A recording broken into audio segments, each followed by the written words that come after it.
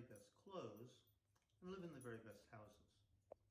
Quite often, they have extremely large hats. The Ottoman Caliph sometimes wore a turban that was half as tall as he was, and Maya kings would wear feather headdresses that were often several times bigger than their heads. Even when they weren't big, royal hats were often extremely expensive. On important occasions, for instance, the Queen of England wears a hat that would probably be worth billions of dollars, if you could buy it, which, of course, you can't. Every year, tourists flock to England and visit the Tower of London and stare at the crown jewels, which are very large pieces of extremely rare polished rock, diamonds, rubies, emeralds, set in hats, or crowns, that the royal family has kept for generations. Everyone likes to fantasize about someone stealing the crown jewels, but as you might guess, it would be very difficult, since the Queen keeps a small army, who are called beefeaters, just to protect her hats.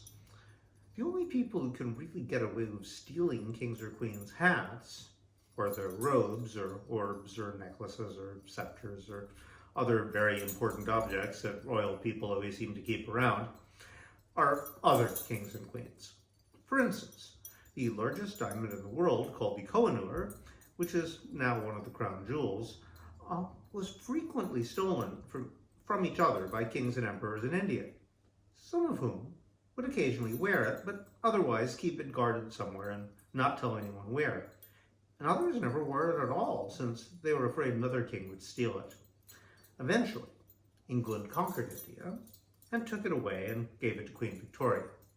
If you think about it, though, only a king can really steal another king's things, because otherwise, how would he stop them from taking it back? Of course, you could hide it somewhere, but then you'd be like a dragon sitting on a hoard of treasure that no one ever got to see.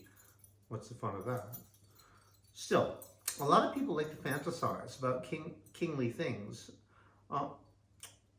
Kingly things that are so very kingly that if you somehow got hold of them, you'd be instantly turned into a king or queen yourself. That's why we have legends like King Arthur and Excalibur. Whoever holds the sword becomes king. We don't know of any kingdoms that really worked like that. Still, everybody loves stories like that, just like everybody loves to think someone might steal the crown jewels. Why? Well, maybe stories like that are a way to ask questions no one knows how to answer. Like, do people obey a king because he's king? Or is he king because people obey him?